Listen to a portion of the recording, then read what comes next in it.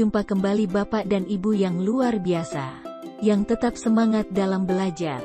Salam berdesa. Pada kesempatan ini, kita akan membahas pendampingan program stunting di desa oleh tenaga pendamping profesional. Sebagaimana telah kita ketahui bersama, bahwa Kementerian Desa PDTT telah menerbitkan surat keputusan penempatan tenaga pendamping profesional.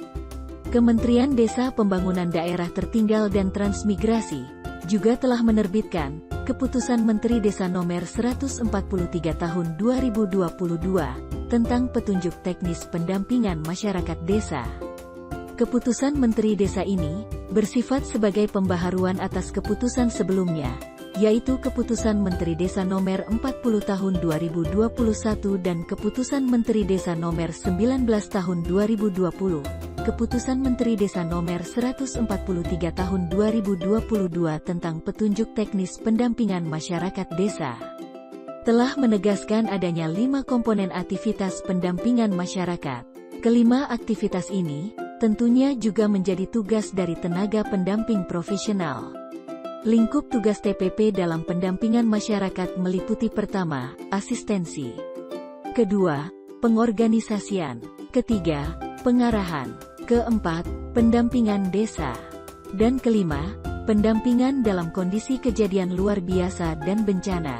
Saat ini, program percepatan penurunan stunting menjadi program prioritas nasional, di mana lokusnya juga mencakup desa. Mengingat desa merupakan wilayah dampingan TPP, maka tenaga pendamping profesional tentu akan turut memberikan pendampingan pelaksanaan program stunting di desa. Selanjutnya, yang menjadi pertanyaan adalah, seperti apa bentuk pendampingan tenaga pendamping profesional atas isu stunting pada konteks desa? Mari kita mulai pendalaman materi tentang pendampingan atas isu stunting di desa. Kita awali dengan membahas apa itu asistensi oleh TPP.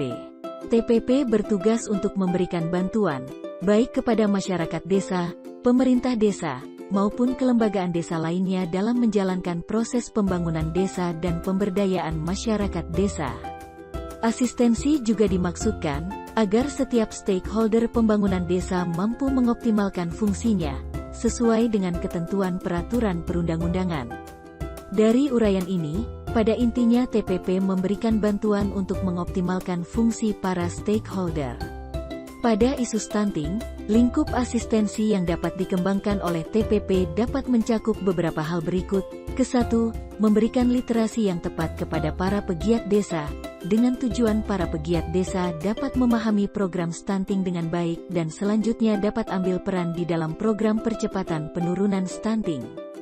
Ada beberapa literasi yang dapat dijadikan sumber informasi tentang stunting, di antaranya Peraturan Presiden Nomor 72 Tahun 2021, Pedoman Rencana Aksi Nasional Penurunan Angka Stunting Indonesia atau disingkat RAN pasti yang diterbitkan oleh BKKBN, serta panduan teknis lainnya yang diterbitkan oleh beberapa kementerian dan lembaga, seperti Panduan Fasilitasi Konvergensi Penurunan Stunting di Desa, yang diterbitkan oleh Kementerian Desa PDTT. Namun ada yang perlu menjadi perhatian TPP, bahwa panduan ini beragam, halamannya cukup tebal, sepertinya agak menyulitkan bagi pegiat desa untuk memahami seluruh materi yang ada di dalam panduan tersebut. Hal lain yang juga perlu menjadi perhatian adalah kesulitan untuk menghubungkan antar substansi materinya. Untuk itu, TPP perlu membuat ringkasan materi, guna membantu memudahkan pegiat desa memahami seluruh substansi materi yang ada di dalam peraturan dan buku panduan. Poin kedua yang perlu dilakukan oleh TPP di dalam melaksanakan tugas asistensi pada konteks isu stunting di desa yaitu memastikan aparat desa dan pegiat di desa memahami tugas dan tanggung jawabnya dalam program stunting. Secara ringkas pembagian peran dan tanggung jawab dapat diuraikan sebagai berikut: Kepala Desa sebagai penanggung jawab program. Kemudian Tim Percepatan Penurunan Stunting atau TPPS Desa sebagai pusat koordinasi program. Dan Tim Pendamping Keluarga atau TPK bertugas memberikan pendampingan kepada keluarga sasaran terutama kepada keluarga beresiko stunting. Selanjutnya Kader Pembangunan Manusia atau KPM bertanggung jawab mengkonsolidasikan data-data terkait stunting. kader dan pegiat lainnya bertugas menyelenggarakan layanan dasar. Yang tidak boleh dilupakan, semua kegiatan melakukan kampanye perubahan perilaku. Bagaimana dengan tugas pengorganisasian yang dilakukan oleh TPP pada konteks program stunting di desa? Pengorganisasian dimulai dengan meleburkan diri sehingga diterima masyarakat, dilanjutkan dengan mempelajari secara mendalam situasi sosio-kultural dan masalah yang dihadapi masyarakat, melakukan upaya-upaya penyadaran kritis sehingga masyarakat dapat berperan secara efektif dalam melakukan aktivitas penanganan masalah. Pada intinya TPP perlu melakukan analisa situasi dan memfasilitasi pengorganisasian pelaku di desa. Bentuk kegiatannya, terkait dengan agenda program stunting diantaranya, mengidentifikasi penyebab stunting, baik penyebab langsung maupun penyebab tidak langsung. Kemudian mendukung desa di dalam melakukan penyadaran masyarakat tentang pentingnya mencegah stunting. Selanjutnya, memfasilitasi pembentukan kelembagaan di desa minimal kelembagaan dari TPPS Desa, TPK, Desa, dan KPM. Setelah kelembagaan di desa terbentuk dan berperan baik perlu difasilitasi membangun kemitraan dan fasilitasi koordinasi antar pelaku di tingkat kecamatan, mengingat ada sejumlah pegiat di kecamatan yang perlu mensupport pelaksanaan program stunting di desa. Lingkup pengarahan oleh TPP pada konteks stunting. Pengarahan ini penting untuk memastikan keseluruhan proses pembangunan sesuai dengan amanah Undang-Undang Nomor 6 Tahun 2014 tentang Desa dan berbagai regulasi turunannya. TPP juga menjadi ujung tombak dalam mengarahkan pemanfaatan dana desa sesuai dengan Peraturan Menteri Desa tentang prioritas penggunaan dana desa. TPP dapat melakukan sejumlah peran pengarahan pada konteks program stunting, di antaranya, 1. Membimbing desa, mengembangkan kegiatan stunting sesuai proses reguler pembangunan di desa.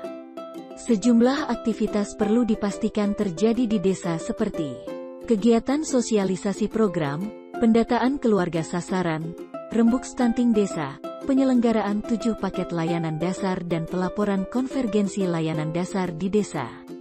Tugas kedua TPP, memastikan desa telah memprioritaskan penggunaan dana desanya untuk mendukung kegiatan program stunting. Dana desa yang terbatas perlu dioptimalkan untuk upaya pencegahan, dukungan untuk layanan intervensi spesifik, dan mengembangkan sejumlah kegiatan untuk intervensi sensitif. Lingkup pendampingan desa oleh TPP pada isu stunting. Yang dimaksud dengan pendampingan desa adalah upaya meningkatkan kapasitas, efektivitas, dan akuntabilitas pemerintahan desa, pembangunan desa, pembentukan dan pengembangan badan usaha milik desa dan atau badan usaha milik desa bersama, peningkatan sinergitas program dan kegiatan desa, serta kerjasama antar desa untuk percepatan pencapaian SDGs desa. Pada intinya TPP diminta untuk memastikan terjadinya peningkatan kapasitas dan sinergi antar program. TPP dapat melakukan sejumlah aktivitas pendampingan desa terkait isu stunting. Pertama, mengupayakan terjadinya bimbingan teknis, minimal kepada tim percepatan penurunan stunting atau TPPS desa, kepada kader pembangunan manusia atau KPM, dan kepada tim pendamping keluarga atau TPK. Kedua, memfasilitasi terjadinya pengintegrasian program masuk desa untuk intervensi sensitif, seperti program BLT Dana Desa, program PKH, program Padat Karya Tunai Desa, program Jaminan Kesehatan, pembangunan saranan air bersih dan sanitasi, program ketahanan pangan keluarga, dan program lainnya agar dipastikan program-program tersebut telah menyasar pada sasaran keluarga beresiko stunting. Tidak kalah penting, TPP perlu membimbing desa agar mengembangkan strategi agar bantuan sosial kepada keluarga beresiko stunting sesuai peruntukannya. Sebagai contoh memastikan dana PKH atau BLT dana desa yang diterima oleh keluarga dibelanjakan untuk pemenuhan gizi keluarga, bukan untuk membeli pulsa, rokok, dan daster. Pendampingan pada kejadian luar biasa atau bencana oleh TPP pada isu stunting. Seperti kondisi saat ini, telah terjadi pandemi COVID-19. Perlu dilakukan sejumlah inovasi agar kegiatan layanan dasar tetap terselenggara di desa. Kondisi pandemi COVID-19 tidak mengizinkan adanya kerumunan massa di satu tempat, maka penyelenggaraan posyandu, PAUD, dan layanan di Polindes perlu diubah cara penyelenggarannya. Pendampingan TPP diperlukan untuk mendiskusikan cara-cara baru di dalam penyelenggaraan layanan. Pembahasan 5 aktivitas pendampingan masyarakat pada isu stunting telah kita bahas. Terdapat sejumlah substansi materi yang perlu dipahami oleh TPP agar proses pendampingan menjadi optimal.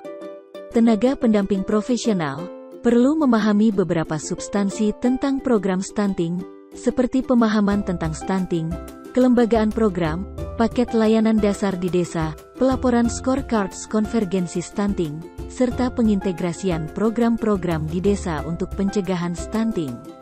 Pendalaman materinya akan kita bahas pada serial video pembelajaran lainnya. Terima kasih untuk tetap semangat dalam belajar. Sampai ketemu pada materi pembahasan lainnya. Silahkan update melalui portal Stunting Desa Official.